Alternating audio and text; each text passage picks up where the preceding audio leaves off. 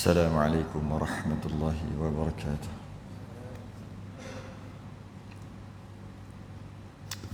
إن الحمد لله نحمده ونستعينه ونستهديه ونستغفره ونعوذ بالله من شرور أنفسنا ومن سيئات أعمالنا. من يهدي الله فلا مضل له ومن يضلل فلا هادي له. أشهد أن لا إله إلا الله وحده لا شريك له. أشهد أن سيدنا محمدا عبده ورسوله. اللهم صل وسلم وبارك على سيدنا محمد الفاتح لما أغلق والخاتم لما سبق ناصر الحق بالحق والهدي إلى صراطك المستقيم. صلى الله عليه وعلى آله وأصحابه حق قدره ومقداره العظيم. اللهم نور بالكتاب بصري وأطلق بلساني واشرح بي صدري واستعمل به جسدي بحولك وقوتك فإنه لا حول ولا قوة إلا بك. سبحانك لا علم لنا إلا ما علمتنا إنك أنت العليم الحكيم. ولا حول ولا قوة إلا بالله العلي العظيم. أما بعد. الحمد لله. InsyaAllah pada malam ni kita sambung lagi. Kita sambung ke catatan saya ni bulan lepas punya. Jadi kita tak ada satu kelas baru ni . Ada satu cuti. Ni kita masuk yang ketiga. Betul kan? Tak ada kan? Perasan dah tengok pada jadual tu, tengok pada tandaan ni, kita tak ada satu kelas sebelum ni. Atas sebab yang tak boleh dielakkan lah. Jadi kita berhenti dekat, kalau mudah katanya dekat 3 tu lah. Yang ketiga, muka surat 2. Muka surat 2 yang ketiga. Muka surat 9, Jawi 9. Rumi muka surat 2. Siapa dia kitab Jawi 9 lah muka surat ni. Ambil nombor 3 tu. Yang nombor 3. Kita berhenti kat situ pada bulan lepas. Kita bincang berkaitan dengan apa ni? Kita bincang masih lagi dalam masalah air. Yang kali terakhir saya ingat dah, kali terakhir yang kita bincang adalah kadar 2 kullah. Atau orang Melayu, kalau orang Melayu kata kadar 2 kolah. Kolah. Yang mana kolah daripada bahasa Melayu, kolah tu sebenarnya daripada kullah lah sebenarnya. Daripada bahasa Arab masuk kullah. Tapi kita letak satu tempat yang letak air kat tempat tu, kita panggil kolah. Kolah kecil, kolah besar. Sedangkan bila kita sebut kullah ni asalnya bahasa Arab lah asalnya. Dan kita dah bahas sebelum ni, air kalau ianya banyak dia kuat, kalau dia sikit dia tak kuat. Kalau dia tu banyak, kalau dia tu sikit dia tak kuat. Apa maksud tak kuat? Maksudnya kalau kena najis, termasuk najis, semua jadi mutanajis air tu. Sebab dah bercampur dengan najis. Sama ada air tu berubah ataupun tak berubah. Berubah sifatnya kan. Sama ada berbau ataupun tak berbau. Bertukar color ataupun tak tukar color. Dari segi kelikatan dia bertukar ataupun tidak, kena je najis, automatik air mutanajis. Kalau air tu sikit, kalau air tu banyak, kena najis, air tu belum tentu mutanajis. Tengok dulu berubah ke tak. Kalau dia berubah sifat, bau, warna dan rasa, maka mutanajis lah, kena tukar kan. Tapi kalau tak berubah, dia kekal mutlak. Walaupun najis tu duduk terapung, duduk dalam air tu najis, tetap air tu air mutlak. Okay. Kemudian kita bahas pula sikit banyak tu banyak mana? Air sikit, air banyak. Air sikit tak kuat, air banyak kuat. Maka kita bincanglah yang terakhir tu lah. Air kuat tu, kadar dia tu lebih daripada 2 kullah. Kalau dia tu 2 kullah yang duduk berkumpul. Tapi kalau 2 kullah tak duduk berkumpul, tak jadi. Tak kuat juga. Maksudnya sini sebaldi. Tak bercampur. Maka semua tu walaupun lebih 2 kullah, tapi dia tak campur, jadi tak sampailah sebenarnya. Bila semua air itu bercantum, air yang dalam baldi tadi tu, sebab satu baldi tak sampai 2 kullah. Bila baldi tadi yang banyak dicampurkan, dicantumkan, maka dicantumkan air tadi tu, air dalam tu lebih 2 kullah, maka waktu tu baru kuat. Walaupun dalam baldi itu ada najis. Contoh yang biasa diberi, setiap baldi ada sebiji tai cicak, sebiji tai tikus, buatlah apa masalah pun ada, maka air itu semua mutan najis walaupun tak berubah. Okey, tapi ada berapa baldi? Ada berapa dalam ni? 13 tin minyak tanah. Kita ambil satu baldi tu satu tin minyak tanah lah. Ada 15 baldi ataupun 15 tin minyak tanah kalau dalam kitab kita tu. Yang nombor 3 tu atas sikit tu. 13 tin minyak tanah. Bila dia kata ada 13 tin minyak tanah, kita letak 13 tin, 15 lah, kita ambil lebih sikit, 15 tin minyak tanah ataupun 15 baldi. Setiap baldi ada tai cicak, tapi tak berubah pun air, tetap mutan najis semua air tadi. Jadi kita dah tahu kalau air itu 2 kullah yang bercantum, semua air itu berkumpul, ada najis pun air itu kekal mutlak jika tak berubah sifat. Maka cara nak buat macam mana? Senang lah. Cari kolah ke, cari bekas yang besar, cari apa-apalah yang besar, tuanglah semua dalam tu. Semua air yang ada 15 baldi tadi. Bila tuang 15 baldi, maknanya adalah 15 ketul tak cicak. Kalau tak cicak tadi, ada terapung, silap-silap hancur pun, tak apalah. Okey, bila dah berkumpul, air tu lebih 2 kullah lah. Berubah ke tak? Tak berubah. Sebab satu baldi kena tai cicak satu pun tak berubah. Ini kan campur banyak-banyak, tak berubah. Okey, bila tak berubah, air tu jadi mutlak. Kemudian kita ambil tai cicak tadi yang ada 15 biji tu buang. Kalau yang hancur-hancur lah, halal lah hancur tu.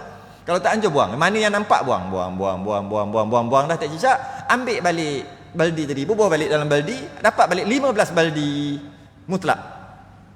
Macam main-main lah. Ya tak, tu fiqh, tu hukum. Maknanya air itu semua jadi mutlak balik. Sedangkan air yang sama, bila dia bercampur lebih 2 kullah, dia kuat walaupun berasal daripada air mutanajis sekalipun. Janji kalau air itu banyak, mutlak, tidak berubah sifat, bau, warna dan rasa. Tu sikit lah. Kalaulah air mutanajis pun macam tu, kalau air mustamal lagi lah boleh. Contoh, ambil uduk, ada longkang kan, macam ambil uduk, lepas tu kita punya bekasan ambil uduk tadi tu kan mustamal semua tu. Dia mengalir, kita buatlah satu longkang. Ini buat masalah aja ni, tak payah fikir boleh ke nak buat, macam mana nak buat, tak payah fikir lah, buat masalah. Dia panggil fardu takdir, buat masalah. Okay? Pakak-pakak yang ambil uduk ni, semua ambil uduk ni, dia ada satu saluran, satu longkang, bawa pergi ke satu kawasan yang besar, satu bekas yang besar, yang mana bekas tu lebih 2 kullah kadarnya kalau penuh air. Maka orang pakak-pakak ambil semua mustakmal sebab penuh lebih 2 kullah yang mengalir tadi masuk dalam tu. Tengok, berubah apa-apa? Tak ada berubah apa-apa pun. Air putih gitu juga, mutlak. Boleh ambil uduk lagi air tu. Ambil air tu, bubuh balik dalam tangki. Pakai lagi. Recycle. Boleh. Sebab apa? Air mutanajis pun boleh jadi mutlak. Ini kan pula air mustakmal. Lebih lagi lah boleh. Sebab air mustakmal suci. Cuma dia tidak menyucikan aja. Bila dia kumpul lebih 2 kullah, dia jadi mutlak balik. Okey. Sebab air mustakmal ni air yang sikit. Sebab tu kita boleh ambil wuduk dalam kolah. Air dalam kolah tu tak jadi mustakmal. Sebab dia lebih 2 kullah. Tu yang kita bincang. Dan kita bincang berkaitan masuk yang ketiga. Qala al-mu'allif rahimahullah taala, tidak termasuk dalam golongan ini. Apa ni? Tiba-tiba tidak termasuk dalam golongan ini tu apa? Penting juga. Ini tu dia ada kembali kepada sesuatu. Salah kembalikan dia. Salah letak domain tu kembali ke mana? Salahlah hukum tu. Mari kita tengok kembali ke mana ni? Apa ni? Air kena najis. Air sikit termasuk najis. Maka air tu mutan najis kan? Okay, cerita pasal tu. Tidak termasuk golongan ini, tak termasuk. Najis kena air, tapi air tu mutlak juga. Tak termasuk golongan tadi lah, iaitu najis, kena air terjadi menjadi najis. Air sikit tadi, tak termasuk. Ni cerita lain sikit. Ataupun kecuali, ada dikecuali beberapa perkara. Ni yang dikecuali ya. Tidak termasuk dalam golongan ini jika terjatuh dalam air itu najis yang dikecualikan. Setengah kitab lain ditulis najis yang dimaafkan. Okey. Najis yang dikecualikan, najis yang dimaafkan boleh sama, dua benda yang sama. Dia bagi contoh, umpama bangkai binatang yang tiada berdarah mengalir ketika dikoyakkan. Dia kena baca sekali tu. Umpama bangkai binatang apa? Yang tiada darah mengalir ketika dikoyakkan. Begitu. Itu satu, dia tak boleh dipotong-potong. Kalau potong maksud dia jadi lain. Kan? Apa dia? Bila kita potong, dia satu maksud, iaitu binatang tadi yang tiada berdarah mengalir ketika dikoyakkan. Kalau kita kata umpama bangkai binatang yang tiada berdarah mengalir ketika dikoyakkan, kan lain lah. Apa orang dulu saya dah lupa dah, apa yang Bengali apa sering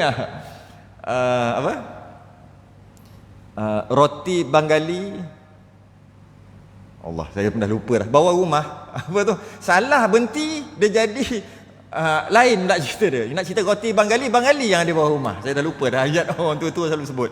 Jadi dia kena penting juga nak berhenti kat mana tu. Nak tarik nafas tu kat mana. Jadi kalau kita baca umpama bangkai binatang yang tiada berdarah mengalir ketika dikoyakkan. Bukan gitu. Kan? Kalau binatang yang tiada berdarah, macam mana dia nak mengalir ketika dikoyakkan dah tak ada darah? Maksudnya gini, binatang yang tiada berdarah mengalir ketika dikoyakkan. Koyak tu ada setengah, kalau kitab yang belah-belah Watani tu dia tulis disoyok ataupun disiekkan. Bahasa sekarang ni dibedah. Okey, binatang ambil bedah dia tengah hidup. Tu maksudnya tu. Yang tiada berdarah mengalir ketika dikoyakkan. Koyak tu ketika hidup. Binatang tu hidup, koyakkan dia, belahkan dia, operate dia tengah-tengah hidup. Keluar darah? Mengalir darah? Ada keluar tak? Darah mengalir, yang tu tak. Dia bukan nak cerita pasal binatang tu. Kita belah ketika hidup, mengalir. Kita bukan. Tak termasuk cerita ni. Contohlah, harimau, belah dia, keluar darah. Wah, apakah binatang ketika dia hidup, kita belah tak ada darah mengalir? Tu lah dia nak bagi contoh semua tu. Itulah. Jadi binatang itu mungkin kita panggil serangga. Orang Melayu panggil serangga. Binatang itu, okay, jika dia mati, dia jadi bangkai. Sebab tu dia kata bangkai binatang, jadi bangkai. Binatang yang kalau tengah hidup kita belah dia, kita operate dia, keluar darah, bila dia mati bangkai juga. Serangga bila dia mati bangkai juga. Bangkai tu, bila sebut bangkai automatik najis. Jadi dia kata dikecualikan bangkai binatang. Binatang tu najis, bangkai binatang. Binatang mana? Ketika dia hidup, kalau operate dia, kalau belah dia, tak ada pun darah mengalir, tak keluar darah mengalir. Seperti kumbang. Kumbang yang hidup, belah tak keluar darah. Mana ada darah mengalir? Lalat mana ada darah mengalir? Kalau kita belah dia, kita tak pernah belah lalat masa dia hidup. Kala jengking. Apa lagi bagi? Lipas, cicak dan sebagainya. Ada lagi tu. Ada lagi. Kelkatu, kutu, bubuk. Apa lagi? Itulah. Semut ada semut. Dia tak bagi contoh semut. Itulah jenis-jenis tu. Mana ada darah mengalir? Okey. Jika binatang tu yang tadi tu yang tak ada darah mengalir tu mati, dia tu bangkai. Tu bangkai. Cuma dia kata ini dikecualikan. Binatang tadi mati, binatang yang tak ada darah mengalir tadi mati. Dia bagi contoh kumbang, lalat, kala, lipas, cicak dan sebagainya, mati, masuk dalam air. Tapi dia bangkai, dia pasti bangkai. Sebab tu kalau kita ambil semut, kita picit ini semut, kita makan hukumnya haram sebab tu najis. Lalat kita ambil, kita makan hukumnya haram sebab dia najis. Bila dia mati najis. Jadi bila macam tu dia bangkai. Dia matilah binatang tadi. Masuk dalam air. Air tu kekal mutlak. Walaupun tak boleh makan, tapi air masuk. Berbeza dengan katalah monyet kalau kita toreh dia keluar darah, maka dia jenis darah mengalir, matilah monyet tadi. Bangkai monyet dia panggil. Bangkai tadi tu termasuk dalam terkena air kurang 2 kolah, terkena air, bangkai monyet tadi najis. Terkena air, automatik air tu jadi mutan najis. Sama ada berubah ataupun tidak, air sedikit. Sama ada berubah ataupun tidak. Jadi apa beza monyet kena air dengan semut yang mati masuk dalam air, lipas, cicak? Ada beza. Bezanya, kera monyet tadi ketika dia hidup, kalau ditoreh keluar darah mengalir. Kalau lipas toreh tak keluar ketika darah mengalir, tak ada. Tu beza, tu je beza. Najis, dua-dua najis. Beza je lagi. Yang tadi binatang tadi kena air, kata-kata takkanlah monyet tu besar masuk dalam air, satu baldi, memanglah najis. Habis itu kalau seekor, kalau kena sikit jari dia, bangkai tadi kena je sikit dalam air satu baldi, tak najis juga. Besar tu juga cicak mati masuk dalam air, tak kalau mutlak. Macam mana binatang sama binatang tapi air tu mutlak, ada kata air tak najis? Tengok binatang tadi jenis darah mengalir ke tidak. Jenis dia darah mengalir atau tidak. Nak tahu darah mengalir atau tidak, tengah-tengah dia hidup, operate dia, keluar darah. Okay. Tapi ada syarat. Syaratnya 2. Pertama, bukan dicampak dengan perbuatan. Maksudnya bukan sengaja buat.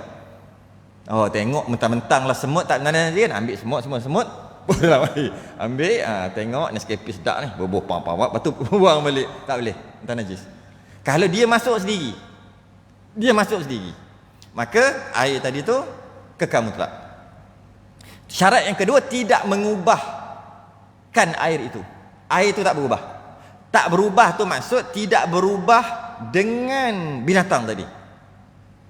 Kalaulah air tu air teh, dia dah berubah dengan teh. Air ni berubah, masuk semut. Lepas tu berubah, air teh kita masuk semut, berubah. Air telah berubah, tapi berubah dengan teh. Yang dia kata tidak mengubahkan air tu, tidak mengubah dengan yang masuk tu lah. Semut tu, sebabkan ada semut yang bau tu. Ada semut tak ada bau. Ada semut tu, payah kan nak cari sekarang ni, mana pergi semut tu. Kalau dia masuk 2-3 ekor je, penuh apa ni, air kita bau apa benda tu, bau semut tu lah, bau busuk semut tu. Macam lipas, ada lipas tak ada bau, lipas biasa ni, ada lipas tu bau, Allah, bau lipas lah.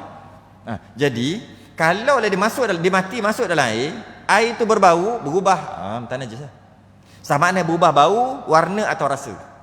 Tapi kalau dia berubah tu bukan sebab yang masuk tadi, dia berubah sebab kita berbuah benda lain, kita buah gula, kita buah garam, kita buah apa, itu dia berubah. Tapi berubah bukan dengan sebab binatang tu, maka masih lagi boleh lah, masih lagi suci lah. Jadi ada 2 syarat. Pertama, bukan dicampakkan, bukan sengaja kita campak binatang. Sebab tu kalau ada air kita atas meja, semut masuk, mati dalam tu, buang je semut tu, minum. Dari segi suci. Dari segi bagus tak? Dari segi kesihatan tanya doktor lah. Tapi dari segi bagus ke tak, itu bab petua tak bagus, mudah lupa dan sebagainya, itu bab lain. Bab boleh minum, boleh. Buang semut tadi, minum. Walaupun masuk lipas sekali pun. Lipas masuk, mati. Dia masuk sendiri, tak berubah bau, tak berubah sifat, dan kita tak bubuh lipas tu. Buang lipas, tengok okey lagi. Bau sirap elok-elok lagi. Boleh minum? Boleh. Cuma kita nak minum, geli, tu bab lain. Memang geli pun. Tu bab lain. Tu bab lain. Cuma boleh. Sebab dia tak berubah. Tapi kalau bau pun dah bau lipas, buang lipas, bau lipas, tak boleh lah. Sebab tu dalam masalah ni, kita biasa dengar lalat masuk tu, kita rendamkan lalat tadi. Itu ada suruhan khusus. Yang pertama, lalat tu masuk sendiri dan dia mati. Itu yang pertama. Yang kedua, ada suruhan khusus untuk, suruhan tu pun tak wajib pun, untuk kita rendamkan lalat tu masuk. Kan kita perbuatan kita sengaja tu. Kalaulah bukan lalat kita buat macam tu, jadi muntah najis. Air ke, makanan kuah kita ke. Kenapa lalat tak jadi muntah najis? Sebab dia ada suruhan khusus, ada hadis khusus. Nabi kata bila masuk lalat, maka rendamkan dia, celup dia, lepas tu baru buang. Bukan celup, lepas tu buang. Buang lalat tadi. Kerana sebelah sayap dia ada racun, sebelah sayap dia ada penawar kepada racun tadi. Bukan racun mati, tidak. Cirit-birit gitu, sakit-sakit gitu. Kalau perut kuat tu tak jadi apa pun. Cuma ada racun dan ada penawar. Jadi ada suruhan khusus, maka yang tu dikecualikan. Selain daripada tu, kalau tengok, ada cicak, nak rendam, nak kias dengan lalat, masuk. Dia buat, asalnya masuk sendiri cicak tu. Boleh buang je dalam kari kita buang. Ni makanlah kari kita. Boleh je, sebab dia masuk sendiri mati. Okey.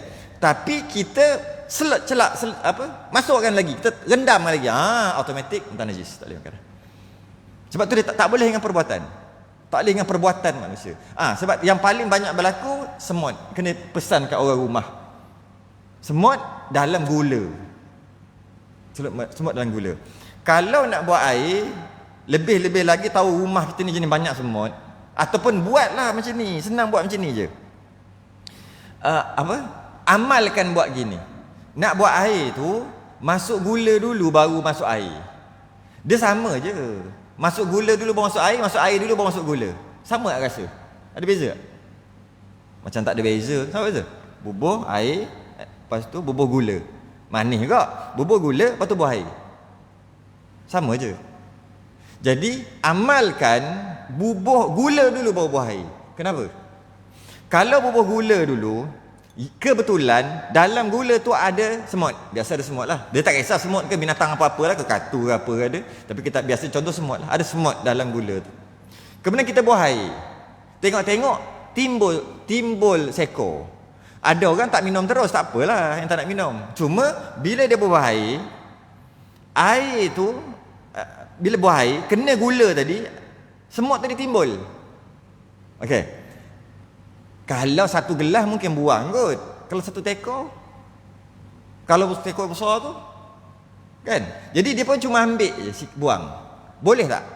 Tengok. Adakah dia kata ni, dengan dan sebagainya, syaratnya bukan dicampak. Sekarang dicampak tak? Tak, bukan dicampak. Campak dekat mana ni? Campak dalam air. Cerita pasal air, cerita pasal binatang dicampak dalam air. Sekarang ni, bubuh gula, kebetulan ada semut mati dalam tu. Kemudian bubuh air, kita campak tak binatang? Tidak, maka air tu kekal mutlak, boleh minum. Buang aja. Samalah juga dengan syarat tak berubah tadi. Kalau dah berubah bau semua, lainlah berubah rasa semut. Itu tak kisah campak ke tak campak. Jadi buang aja. Tapi kalau bubuh air dulu, ambil gula, tak perasan dalam tu ada semut. Masuk, tengok-tengok, alamak, timbul. Kita campak, kita masuk, tak boleh makan, muntah najis. Ini yang disabdakan, minum air semut jadi lupa. Sebab apa tak lupa? Makan air najis, jadi lemah ingatan. Tu maksud dia. Bukan. Tapi kalau letak gula dulu, yang mana dalam tu ada semut mati, bangkai semut, bubuh air, kita tak campak binatang tu, kita campak air. Dan air pula ada dua jenis yang kita akan masuk nanti, air warid dan maurud. Air maurud, air menunggu, air warid, air mendatang. Air mendatang kuat, air menunggu lemah. Itu satu lagi. Jadi bila air mendatang, air itu pergi dekat najis tadi, dia kuat.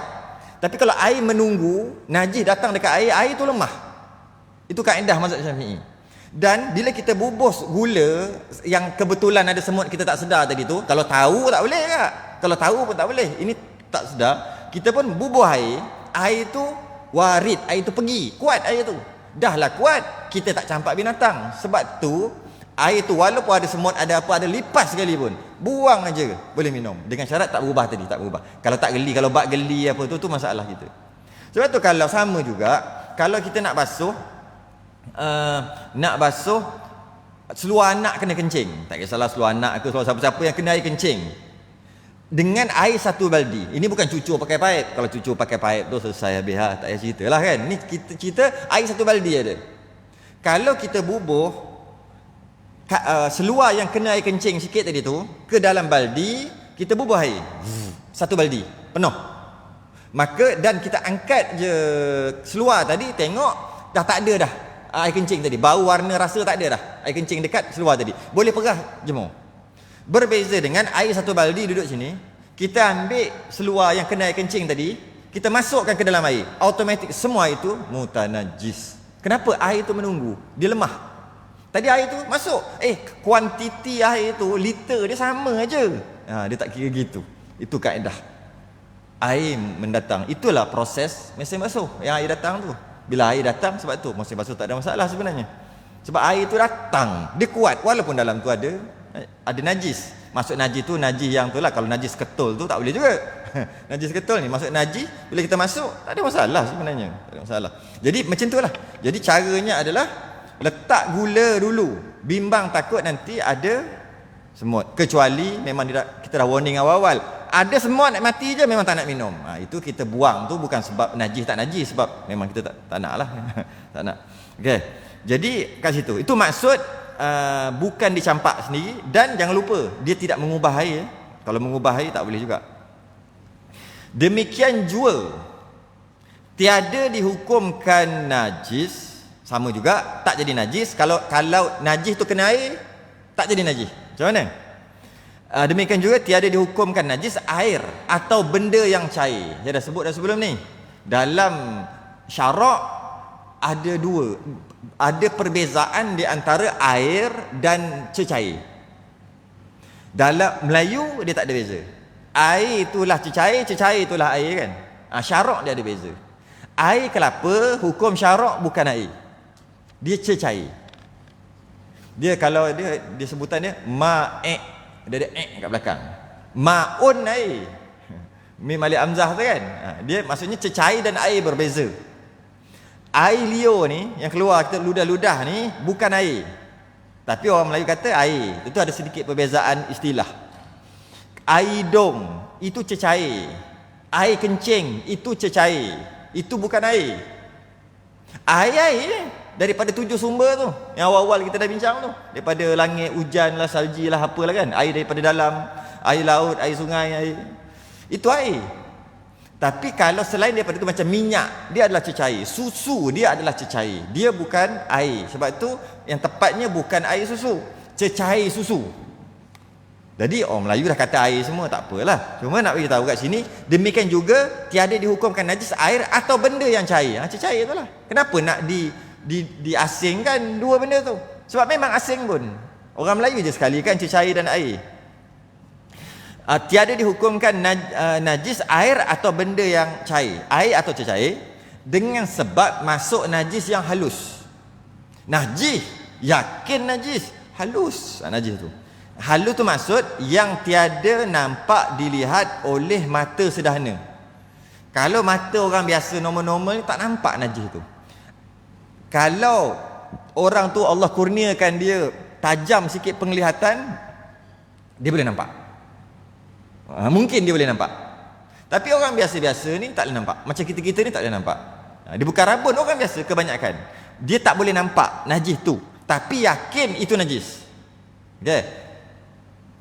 Sekalipun daripada najis mughallazah, maka ianya maaf dengan maksud air itu mutlak juga. Contoh najis yang halus yang tak nampak dilihat oleh mata yang sederhana, mata yang pertengahan. Najis yang ada dekat najis yang ada dekat kaki lalat. Kita boleh yakin tak lalat terbang pop duduk atas tai ayam? Okey. Kemudian dia terbang balik. Dia check in kat situ, betul dia check out. Dia keluar. Bila dia terbang, kita tengok tu lalat tu kan. Kita yakin tak dekat kaki dia ada najis? Mesti yakin kita nampak tadi.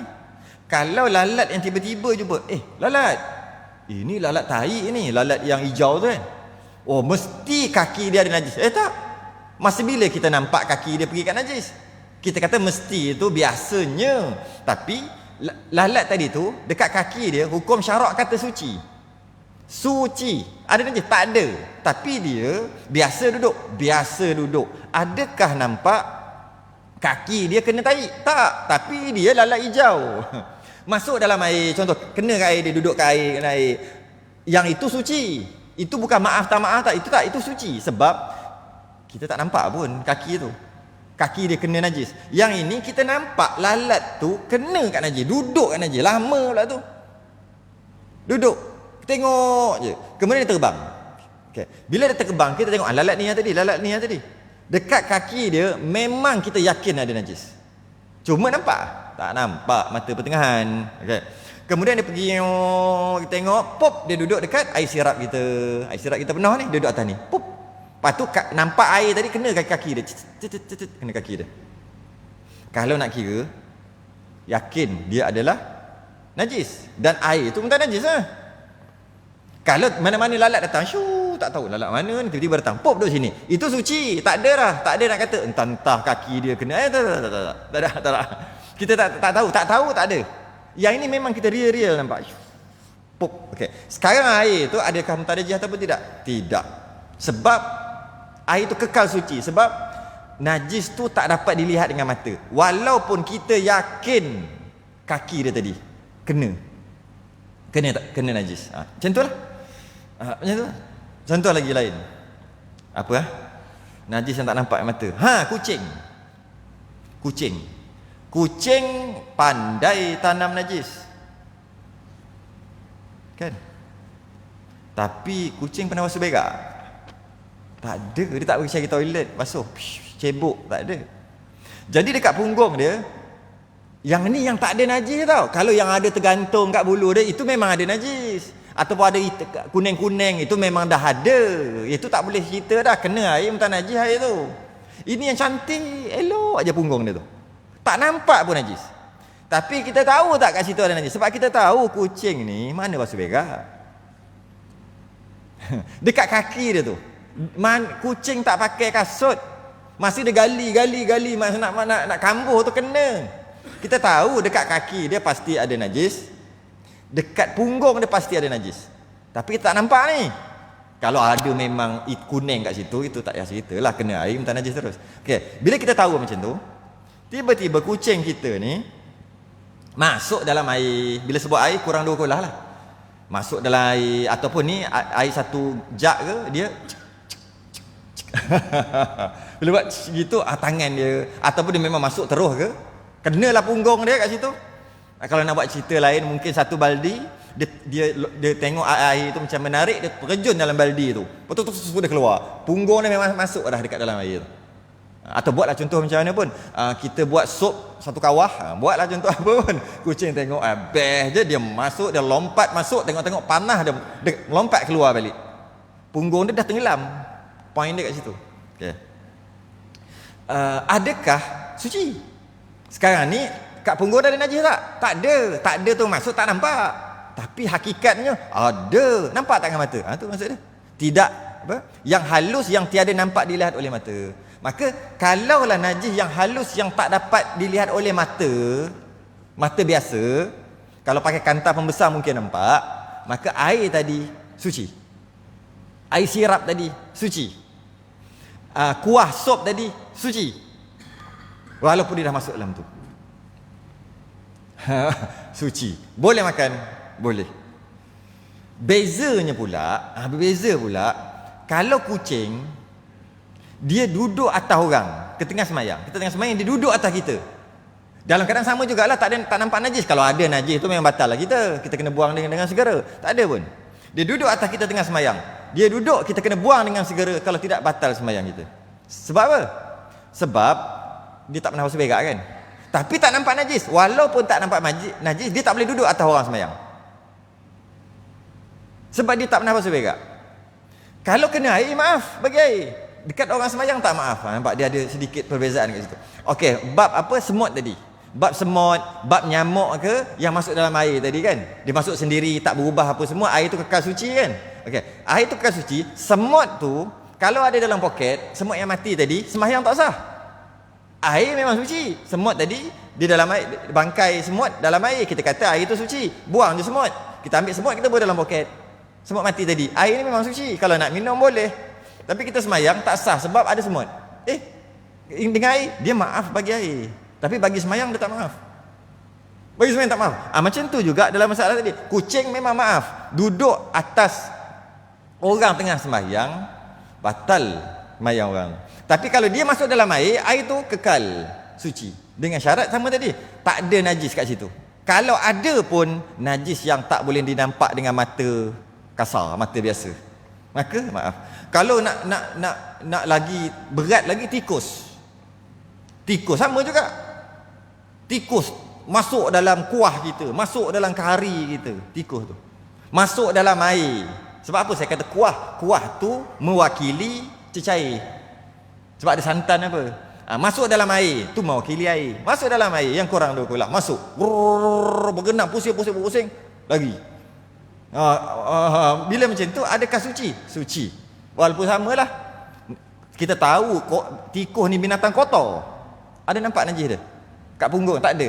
Kalau nampak najis ada dekat dia, barulah kuah kita, air semua kita najis. Kalau tak nampak, maka kekal suci. Walaupun dianya tikus.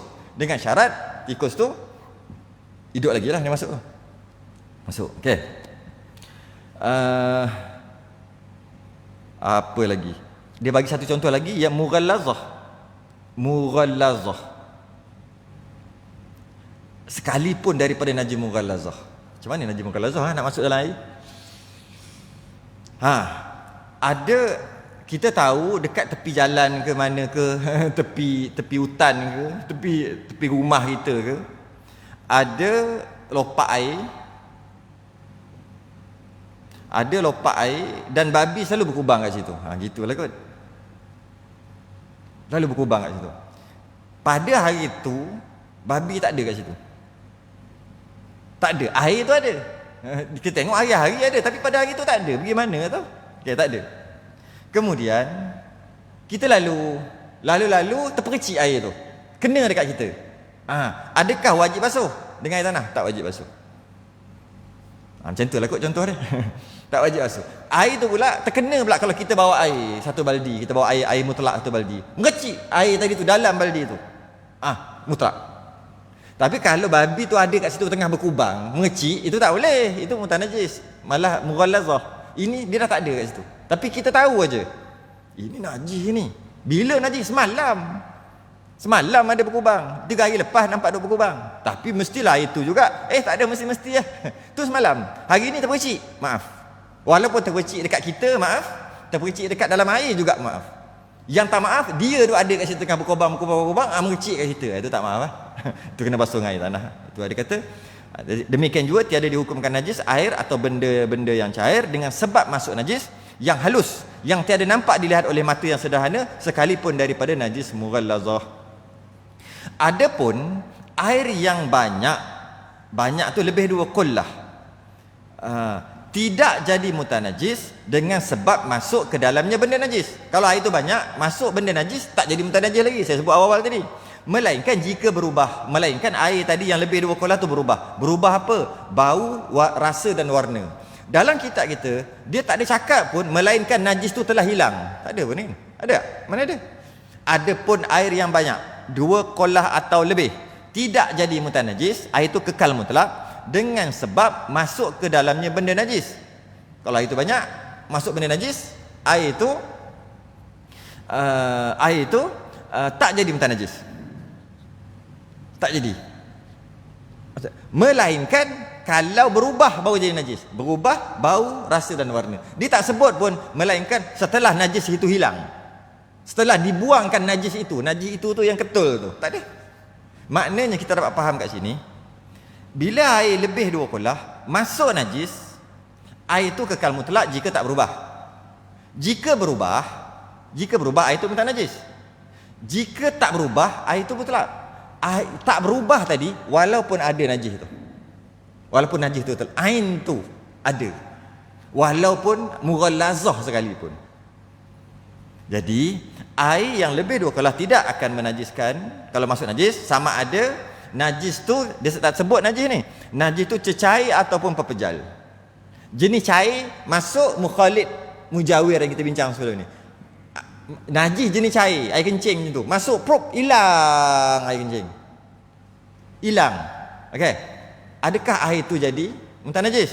Tengok, berubah tak bau, warna dan rasa? Kalau dia letak syarat tak ada bau, warna dan rasa dan najis itu hendaklah dikeluarkan, maka kalau macam tu masuk air kencing muntah najis lah semua, sebab nak keluarkan air kencing macam mana? Kalau masuk najis seketul boleh lagi buang lagi, kalau yang seketul. Kalau masuk air kencing tak boleh lah. Tak. Masuk air kencing dalam bekas air yang lebih 2 kolah, berubah tak? Masuk air kencing ni berubah tak? Bau, warna, rasa tak berubah, mutlak. Walaupun air kencing dah ada dalam tu, ya. Mutlak. Habis kalau ketul pula dah ada gitu, mutlak. Tak berubah bau, warna, rasa, mutlak. Habis nak ambil air macam mana? Tolak je lah najis tu jauh-jauh sikit. Saya tak wajib tolak pun. Malah kalau kata air tu lebih 2 kolah, najis duk tokor duk sini, dia ambil wuduk kat sini, sah. Walaupun depan tu dengan syarat masa dia ambil, berubah tak bau, warna dan rasa? Tak berubah, ambil wuduk. Dari bab kesihatan, bakteria, itu bab lain. Kita cerita bab lain lah. Kita baca bab hukum syarak. Bab geli, bab nak termuntah, itu bab lain. Hukum syarak tak boleh masuk bab tu. Jadi tak semestinya ain tu kena hilang, tak semestinya. Okay. Okay. Ada sedikit laros. Laros ni apa laros? Laros teka-teki. Laros ni teka-teki. Lara tu kadang-kadang teka-teki tu lara. Ni bukan lara, laros. Teka-teki fiqh dia panggil. Cuba fikir. 2 keadaan bab berkaitan dengan perkara ni. Ada air cukup-cukup 2 kolah. Cukup-cukup 2 kolah. Ngam-ngam. Cukup-cukup. Kalau tadi berapa liter? 230 liter, cukup-cukup. Anjing datang. Kita ambil contoh anjing. Ambil contoh lain pun boleh, saya nak ambil contoh anjing. Datang, jilat. Minum ah. Jilat tu minum ah, anjing tadi. Habis keluar, jilat masuk keluar ilio dia. Jilat agak-agak apa? Anjing minum berapa lama? 10 minit, 15 minit. Berapa gelas tu? Haus. Kemudian belah anjing tadi. Sekarang ni mesti dah kurang 2 kolah. Dah jilat tadi 15 minit pula tu jilat. Dia pun pergi sana, pergi jalan tak. Bila dah minum banyak nak terkencing lah, dia pergi dekat kolah satu lagi. Bukan kolah ni, kolah ni duduk sini, kolah satu lagi. Kolah ni pun cukup-cukup, ngam-ngam, cun-cun, 2 kolah juga. Dia pun angkat kaki sebelah, kencing. Kencing. Okay. Kolah yang mana yang jadi muntah najis? Ataupun dua-dua muntah najis? Kolah pertama muntah najis, kolah 2 muntah najis. Ataupun kolah pertama yang jilat muntah najis, yang kencing suci, tak muntah najis. Ataupun yang jilat suci, yang kencing muntah najis. Ataupun dua-dua suci. 4, semua pilihan 4. Mana satu agak-agak? Yang jilat kat sini, jilat ke kencing? Yang boleh digunakan lagi. Ataupun dua-dua tak boleh? Ataupun dua-dua boleh? Yang pertama, yang jilat. Jilat mutlak, kencing muntah najis. Kalau lah macam tu jawapan Bang Faizal, tak jadi teka-teki lah. Sebab memang orang akan cakap macam tu. Tu kan soalan perangkap. Patut kena pandai psycho sikit. Kalau macam tu baik tak payah tanya. Itulah dia kata ni ada teka-teki. Bila teka-teki mesti dia pelik jawab dia. Kan? Ya, betul lah. Sebab apa kita kata yang B tadi tu, yang kencing tadi tu muntah najis? Sebab kencing tu geli. Nampak kita dah main emosi kat situ. Kita tak main hukum. Kita kena tengok hukum, bukan tengok emosi. Sebab tu biasa saya cakap, kalau bak kita tak nak makan, cerita lain. Bak kita geli, cerita lain. Hukum lain. Yang suci masih lagi mutlak. Yang kencing tu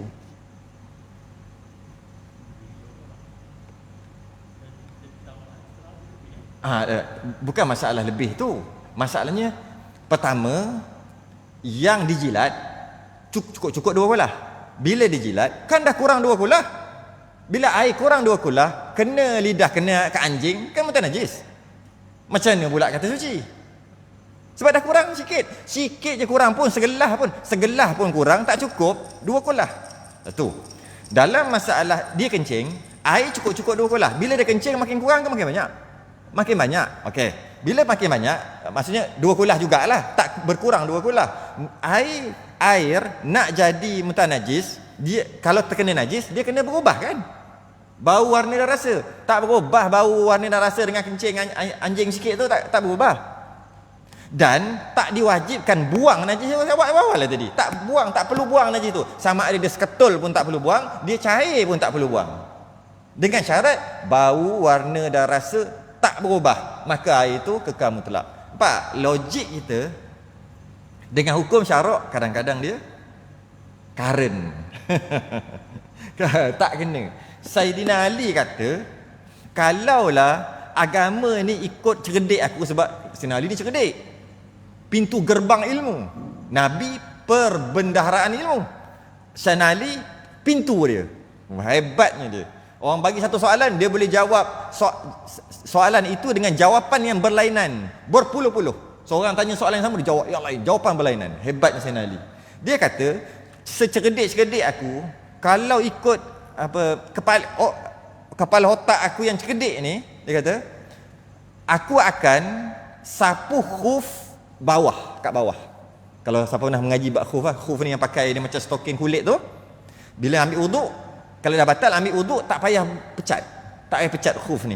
Macam mana nak basuh kaki tu? Ambil air, sapu kat atas. Walaupun setitik, ambil air setitik dah sah dah. Basuh kaki, muka, tangan, kepala kena basuh macam biasa. Kaki je tak payah buka, dengan syarat-syarat lah.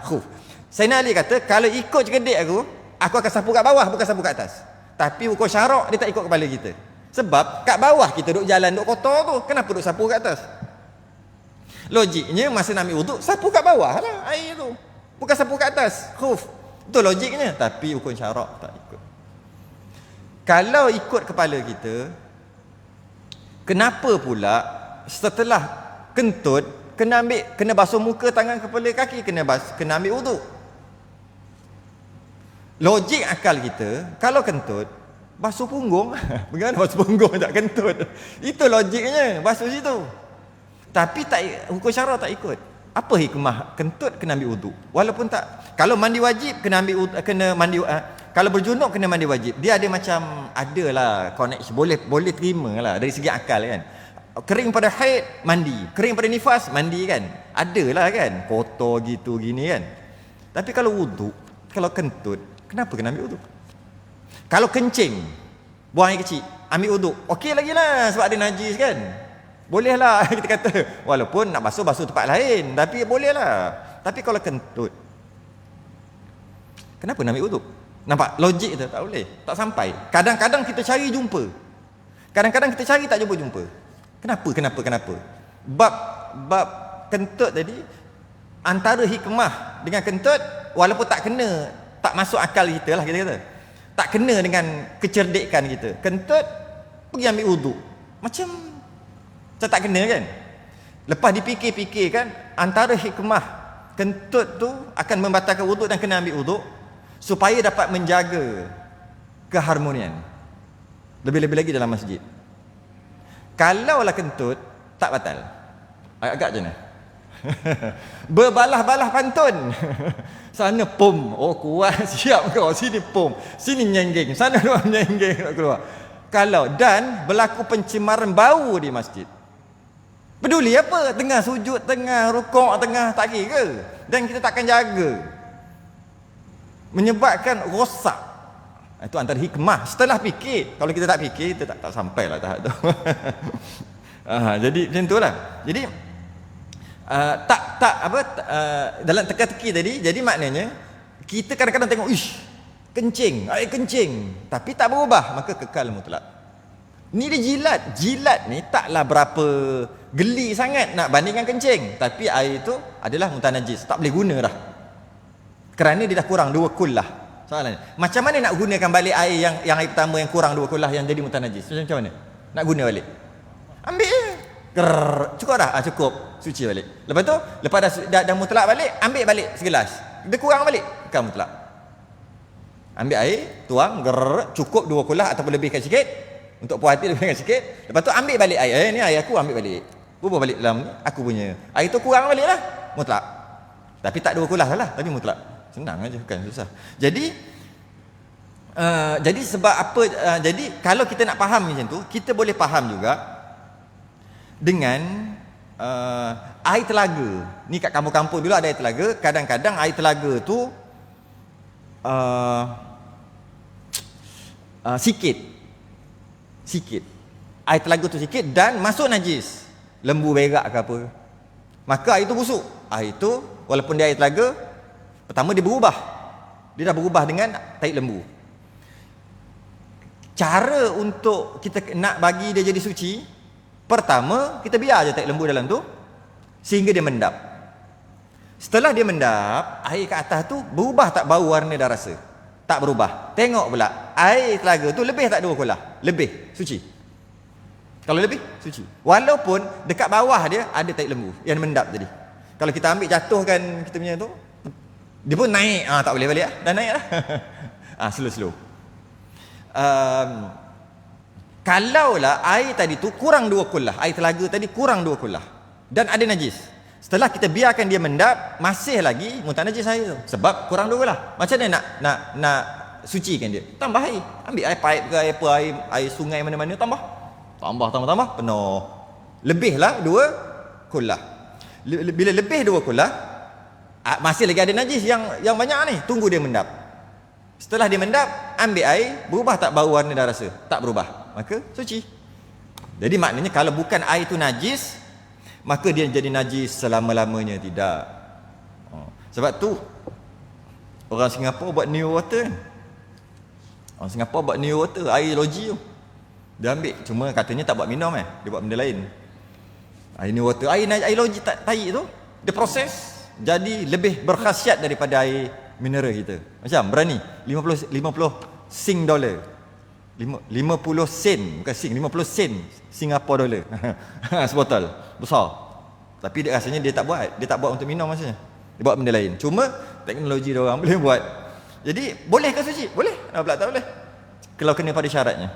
Yang terakhir, yang ni kita dah bahas, kalau ingat kita dah bahas bab ni. Kan? Sebab kita lompat lagi tu, tapi saya baca je lah. Kita lompat apabila daripada yang 4, 1V tu 4 tu dia kata kat sini, air kena najis tadi 13 tin 230 liter kan. Lepas tu kita lompat kejap. Baru banyak, tapi kita bacalah sekali lagi. Yang dikatakan air 2 kolah itu ialah sebanyak lebih kurang 52 gallon. Kita dah baca dah ni. Kita lompat sebab kita nak selesai ke atas, kita lompat ke bawah. Tapi kita baca juga sekali lagi lah, ringkas-ringkas. 52 gallon. Tak tahulah nak cakap 52 gallon banyak mana, kira lah macam mana. Atau 13 tin minyak tanah. Orang dulu pakai minyak tanah. Jadi kalau nak guna minyak tanah 13 tin boleh juga. Pastikan minyak tanah tu minyak tanah yang dulu punya saiz. Takut minyak tanah sekarang makin kecil ke? Tak tahu. Okay? 13. Atau 230 liter. Dan saya ada sebut juga 230 liter setelah kita timbang air tu, dia tak lari ataupun lebih kurang dah dekat dengan 230 kilogram. Orang dah buat lah. Kalau lari pun lari setengah kilo ataupun terlebih pun terlebih setengah kilo. Jadi kalau kita letak 231 kilogram air, memang dia akan lebih dah 230 liter. Tu kalau kilogram lah. Cuma air orang tak timbang kan. Air orang sukat. 230 liter. Atau jika dalam sebuah tangki 4 segi luasnya, 4 segi, 23 inci lebar, 23 inci lebar macam ni, 23 inci lebar, 23 inci dalam. Kalau segi 4 tepat. Segi 4 sama, lupa dah. Segi 4 sama, bukan segi 4 tepat. Betul kan? Segi 4 sama semua kan? Segi 4 bukan segi 4 tepat, segi 4 sama. Kalau segi 4 sama, 23 inci macam ni, 23 inci macam ni, 23 inci macam ni, 23 inci macam ni. Lepas tu dalam dia 23 inci juga. Okey. Ataupun dua kaki lah. 2 kaki tu 24 inci kan. Lebihkan 2 kaki. Jadi taklah besar sangat pun. Macam ni je. Kan? Tak besar sangat pun. Itulah 2 kolah. Atau jika dalam sebuah tangki yang bulat 19 inci, tangki itu bulat, diameter dia 19 inci, dia punya ni, daripada sini ke sini 19, dalam dia 46 inci. Itu minimum, buatlah lebih sikit. Maka dengan kita buat macam tu, bubuh air dalam tu, air tu kita dah kata 2 kolah.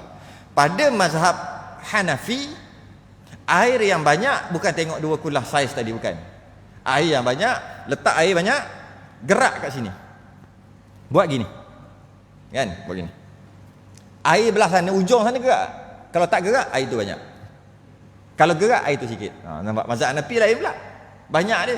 Jadi kalau buat, biasa besar mana? Besar ni, tak apa nak gerak kot. Kat sini kot. Gerak. Kalau kita gerak ni. Maksudnya gerak tu bukan, bukanlah. Gerak biasa. Sana gerak agak-agak air. Kalau besar ni. Macam gerak-gerak. Sana sikit. Besar lah. Sikit buat. Jadi buat, gerak. Belum. Besar sikit. Diorang dah ada ukuran diorang dah buat dah. Itu mazhab Hanafi lah. Habis. Itu sebab kita dah bincang sebelum ni. Pendek je lah. Habislah kita. Najis dan cara menyucinya. Cara menyuci najis pula.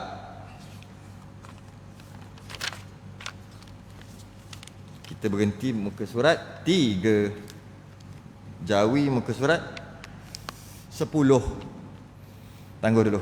Wallahu a'lam. Kita sudah dengan tasbih kafarah dan suratul subhanakallahumma hamdika asyhadu an la ilaha illa anta astaghfiruka wa atubu ilaik. Bismillahirrahmanirrahim. Assalamualaikum warahmatullahi wabarakatuh.